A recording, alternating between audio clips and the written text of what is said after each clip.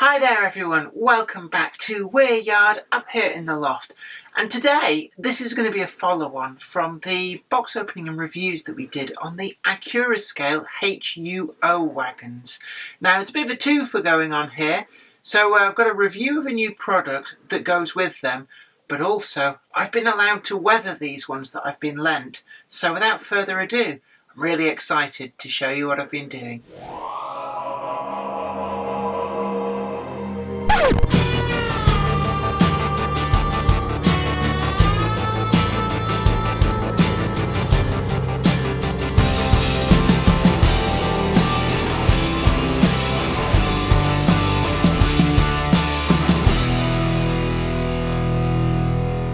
Well, here you are. These are the wagons that I reviewed, but you may have noticed something a bit different. Now, I've left these two as they came out of the box. So this is the clean, unweathered version of the wagons with all that detail that we talked about in that review video.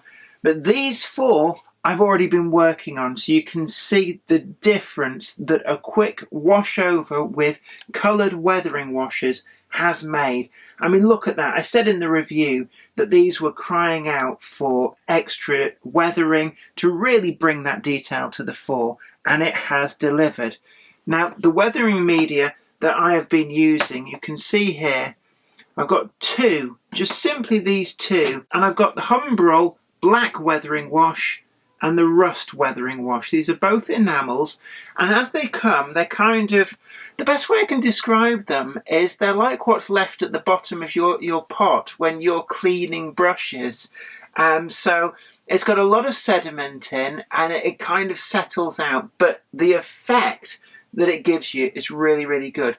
And actually, a lot of people, I think, get scared by the idea of weathering wagons. They don't really know where to start, and they're really worried about making a mess. So you can see there what the end result should be. And with these final two wagons, I'm going to show you the process.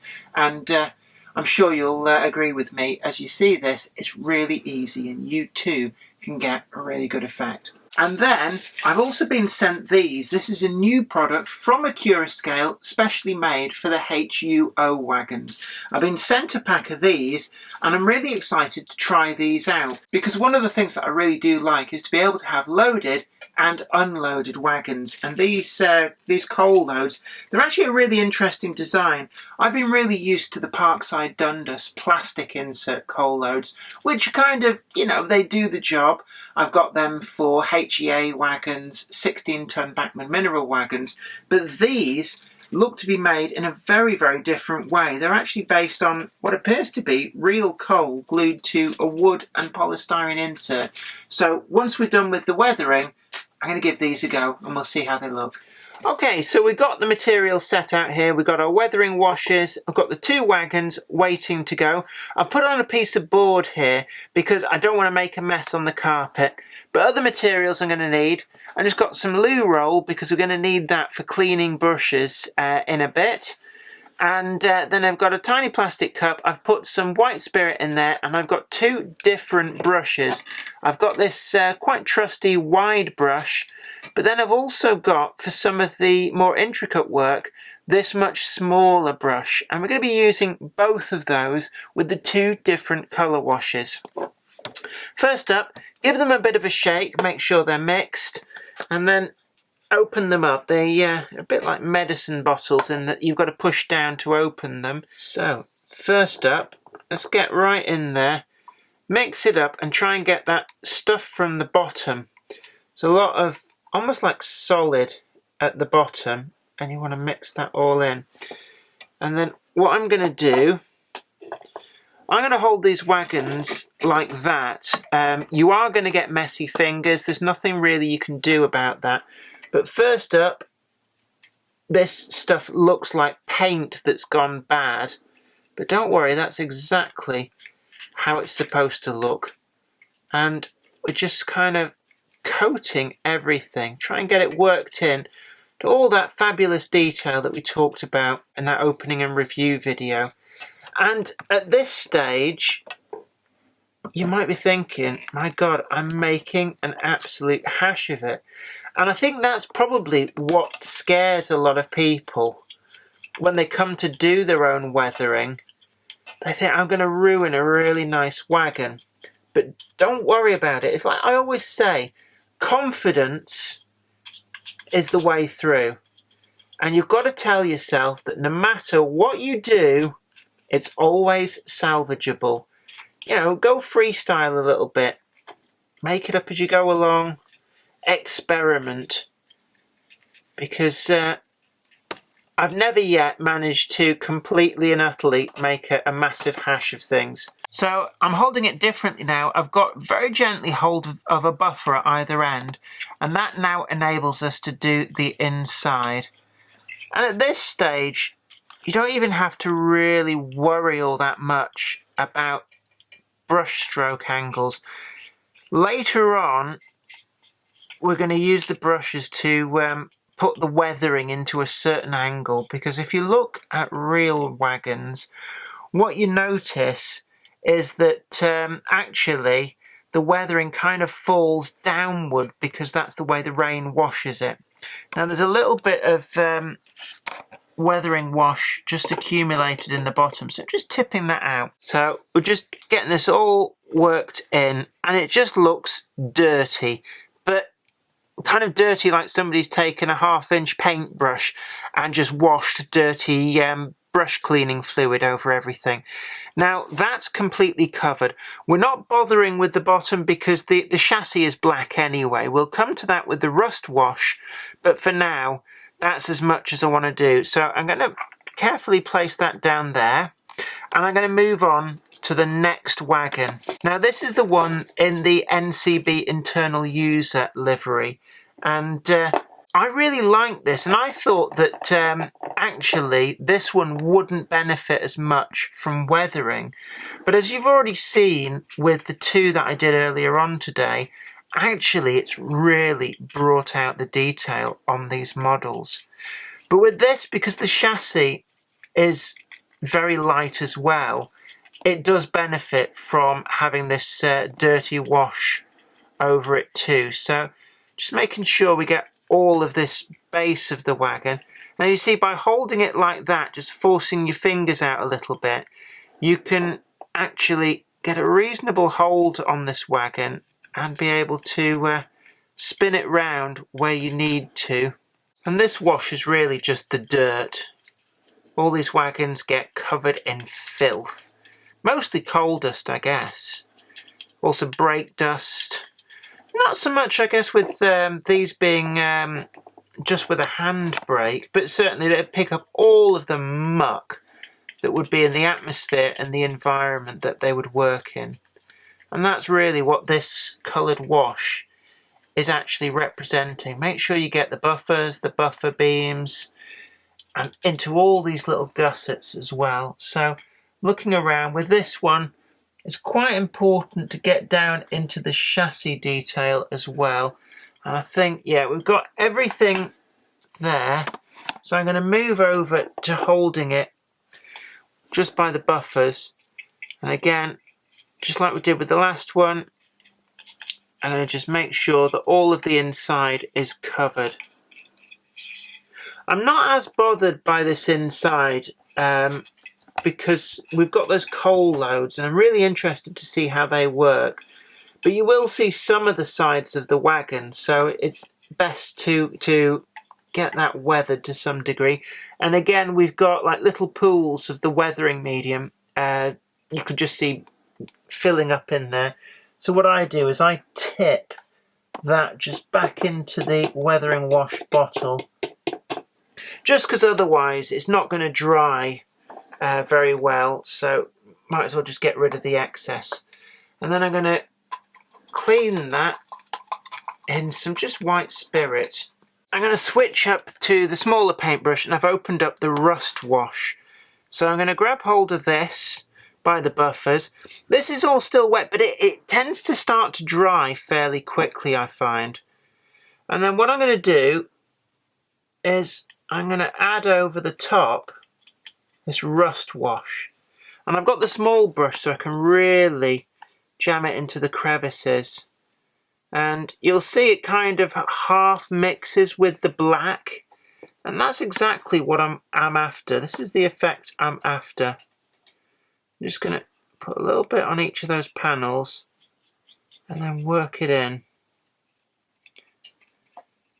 into those gussets as well, because on the real wagons all of these gussets would get the muck and the rust in there. And again, you don't have to worry at this stage about neatness. I mean, that looks a bit of a mess, but have faith in your work. Have confidence in your work that this is going to come out just fine. Because trust me, it will. And with the rust as well, we want to try and get this on the chassis now. This is the one with a really dark chassis, but the rust, that really shows up nicely against that black. And it brings out all that detail. Pay particular attention to the springs, around the axle boxes, the brakes. These are all areas which would tend to have some degree of this rust turning up on them.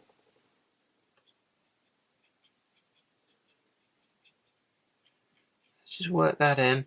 And you can see it smearing with the black. It's exactly what we want. And trust me, you've seen the end result. We've already shown you that.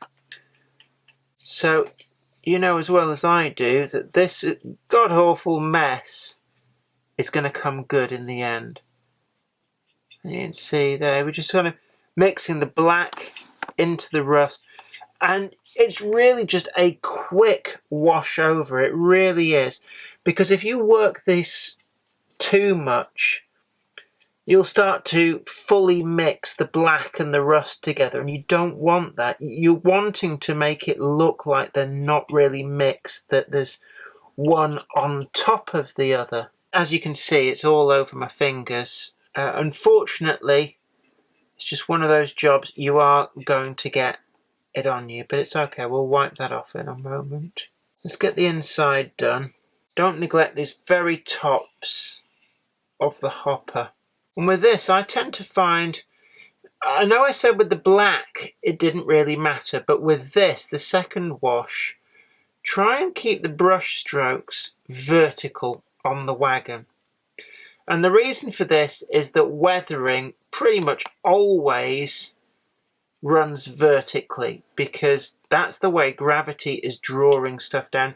And I've seen the mistake made. People think, oh, it's a train, it goes fast, so it'll streak sideways. It doesn't happen like that. So, always vertical, top to bottom, top to bottom. There, we've got the orange in there. Now, I need to do this side of the chassis. Get it all in there.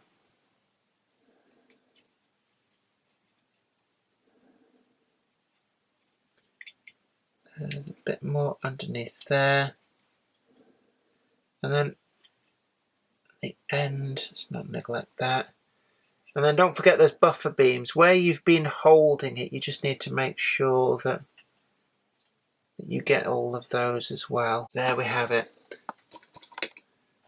I'm just going to use a little bit of this to start keeping my hands clean, just because.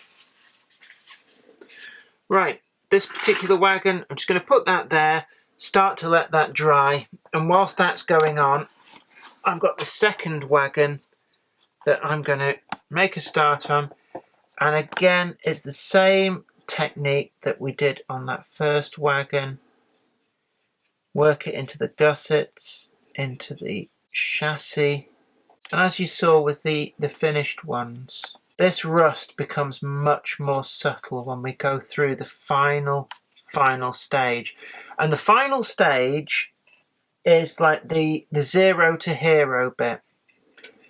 I think a lot of people get to this and they put it on and then that's it for them. It's like, oh, I've used weathering wash, I've put it on, it must be weathered. And there's slightly more work to do. And don't worry about any of the markings on the wagon appearing to just disappear. beneath these washers, they will come back through, as you saw with the finished wagons at the beginning. If you really want to, you can do the faces on the wheels, but I haven't really bothered. I'm not too fussed by that, to be honest with you. But there's so much detail on these. I do like these wagons. I've been very impressed with these from Accurascale. But if anything is going to really add to that, I think it's this plus the coal loads. So let's get the inside done. Remember, don't neglect that very top of the hopper. Get some degree of the wash on there. And here now we're doing vertical strokes. And when you're dipping your brush in the bottle, you'll find a lot of the sort of like a sediment in there. It doesn't fully mix in with this solvent. So if you want a really good wash, you've got to kind of dig right down to the bottom of the jar. Try and get the actual pigment out of the bottom. So we're at this stage now. We've got those weathering washes on, and we just let them dry a little bit. You don't need to let them go completely solid. In fact, if anything, you don't want them to go completely solid, because the next stage really is the 0 to hero stage. And I think this is the bit that maybe most people don't know about, don't do. And as you can see here, we've got a wagon and it's absolutely covered in that stuff. It's pretty much basted. So the next stage is where we really bring those to the fore and make them look like those ones that we showed you before. So we're going to go back to the big wide brush and we're going to clean that up and try and get as much of that brush cleaning fluid off as we can. And then I've got some loo roll here, and we're just trying to get that brush a little bit drier.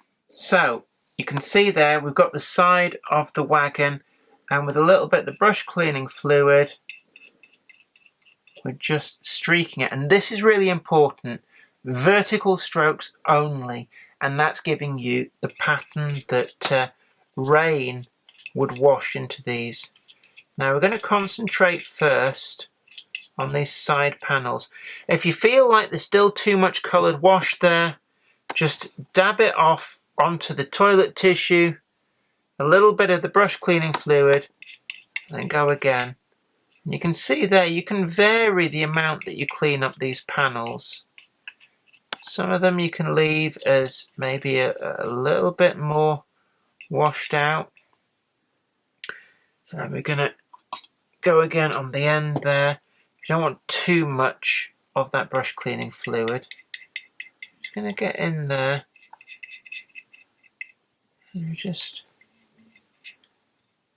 see. Sometimes I think it's nice to have some panels that look absolutely caked and filthy. Get some of this chassis done as well, because we don't want the chassis glaring orange. Let's just trim that down a bit. Just try and just mute some of that down. And let's go back to the hopper sides. Get in there and see. Let's just, there we are. You see how we get that much cleaner look, and that laped on really thick weathering wash kind of like just starts to dissolve back a bit, and that's what you want. Now where the tops panel is, I'll clean that up a bit, because on the real ones I guess those would always be kept clean to some degree so that they could be actually read.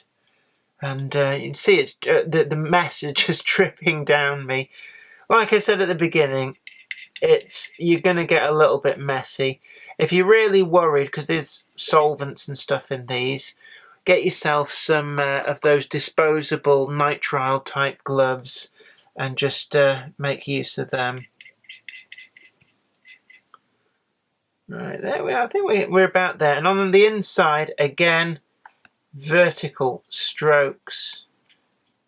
Maybe not cleaning up the inside quite as much, because we want that actually really nice and dirty. What we're doing here is just making sure that the weathering looks vertical. So I'm going to leave the inside of that one pretty filthy. So with that one, we're now going to leave that to dry a little bit. And I've deliberately kept the weathering a bit heavier on this. And you can vary between different wagons and get a really good effect by, heavy and light weathering. And it really does look good in a train of wagons. So we've got here the NCB liveried wagon. So what we're going to start doing is just taking some of this weathering back. Just getting in there. And actually I might keep some of the weathering right down at the bottom of the hopper. I'm going to be a little bit less intensive on. Just let's see if we can get a slightly grubbier wagon. And the thing I enjoy most about these Accurascale wagons is that all these handrails are very robust. So you don't have to be frightened of breaking off detail when you're doing this. You can just kind of get in there and just work away with a brush. If you feel you've taken too much off, there's nothing stopping you from doing another pass with the weathering. It really is quite flexible, and that's what I like about these weathering washes. You're not pushed for time, and you can just freestyle, chop and change, do what you need to. Let's just get a bit more of the solvent. Not too much. Just bring that back a bit more. Remember always the vertical strokes. Just going to make sure that the actual running number there is visible. I think they always look a bit bad if you weather them so much that you can't actually read the running number. I never like that. I'm just going to just there. Let's just tone down that axle box. Just wipe some of that off. Just get some of that detail coming through. And what you don't want is glaring orange panels, if you can help it. So, like on the chassis there, I'm just muting down that rust. And I'm just going to try and do those gussets. And on the underside, mute down some of that rust. Don't want it glaring orange. So just a little bit muted back. And now let's go for a rub over on the inside. Again, I'm going to try and keep this one reasonably heavily weathered. So I'm not going to try and take too much of that weathering off.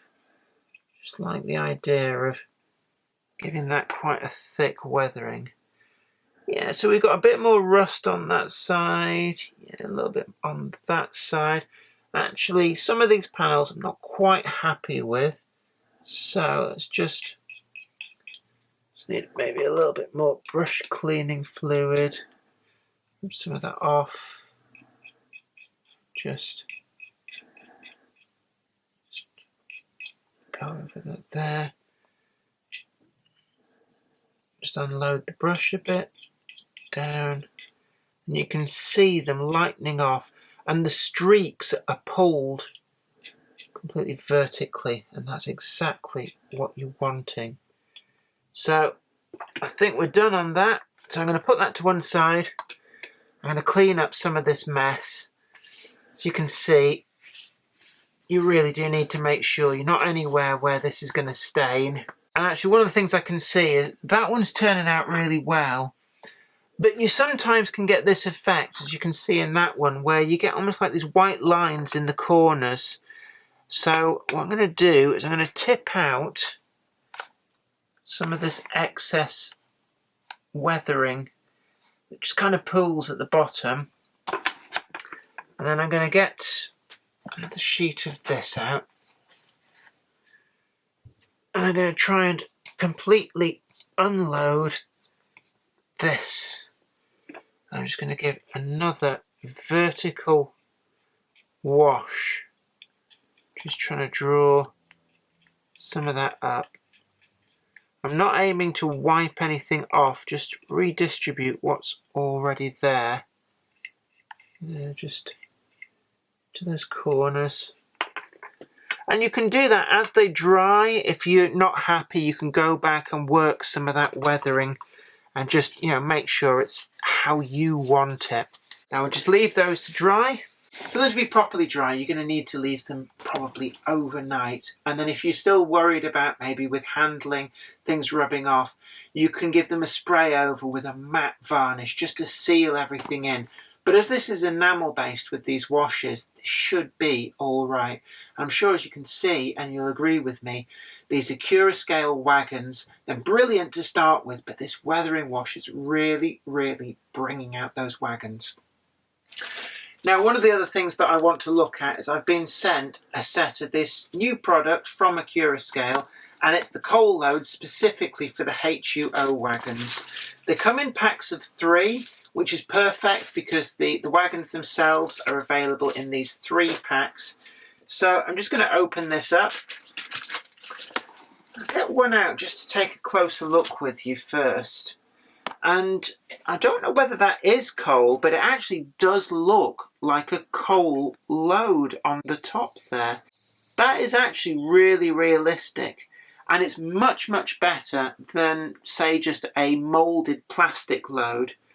You can see that they're actually on this sort of laminated hardboard, I think it is, which in turn has this block of actually pretty substantial polystyrene. It's quite a hard polystyrene, and it doesn't leave little bits very easily, but it has enough give in it that that's going to sit quite nicely in the wagon, I think. But I'm really impressed with that. It's drawn up into a couple of humps to mimic how these wagons would have been loaded at the colliery. So let's see on one of these wagons, which I've previously weathered, how are these going to look? Well, they are a pretty tight, well, they're a tight fit insofar as that there's no rattle in there, but they're not so tight that you have to push hard.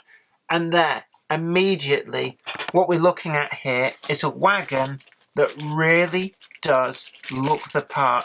These coal loads, I have to say, are the best I've ever seen, short of actually making your own coal loads. But even then, it's very difficult when you make your own coal loads to get that accurate look. They kind of have this twin humped look. It's the way that they're loaded at the colliery, and it's really captured that well. And the grading of the coal that's been used in there and glued in, it's actually very, very well glued on. I'm really scraping at that and nothing's coming off. So they are pretty versatile there. And let's try another coal wagon here. So I've got one of the BR liveried ones, and as you can see, it's just a snug drop-in fit, and that really does look good. There's the final load, come in these 3 packs, and these are really, really good. I don't want to come across as though I'm just gushing, but there really is a lot to gush about these. They make a superb wagon even better. And with that polystyrene block that's underneath, there's no risk of it actually damaging the wagon. They're the best coal loads I've ever seen, and I'm looking forward to seeing whether Accurascale might actually consider releasing similar coal loads for other wagons, because these can only improve any wagon that they're put into. As you can see here, the full package with the weathering and the coal load really makes these wagons work. And as you saw in this video, it is remarkably easy to get to this stage. All you need is a bit of weathering wash, a bit of patience, and confidence in yourself. That's the most important thing. You can do this. And these coal loads, well, it wouldn't be one of my reviews without one of my scores. And these coal loads, 10 out of 10. Yes, that's right. You heard it right. There is nothing that I can take away from these coal loads. They really are superb. So I have no qualms about giving them 10 out of 10. Well, I hope that was really informative to you. And as you saw, it's actually quite straightforward to do to get a really good effect. But it's been really great to have you along here. Really enjoy having your company. And until next time, don't forget to like this video, share it too, and also subscribe to the channel and ring that bell. And you'll be the first to know about new videos as and when YouTube gets round to telling you. There's been a few issues with that of late. Also, don't forget to check out some of the links that we're going to be putting down below. We're trying to find a source for some of these products for you that we can recommend, and they should be going up there soon, so don't forget to check those out. But until next time, you take really good care of yourself. This is me, Jenny Kirk, saying bye for now.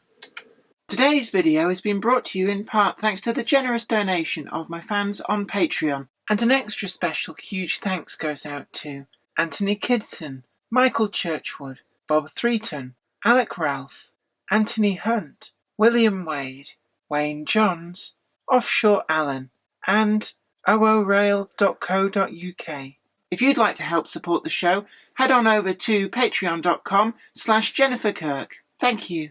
Today's video has been brought to you by my books, Bringing Home the Stars, Twinkle Little Star, and also you can get the complete comic collections of All Over the House, Books 1, Books 2, and also the wacky zany Life of Knob T. Mouse. Thanks, and catch you later.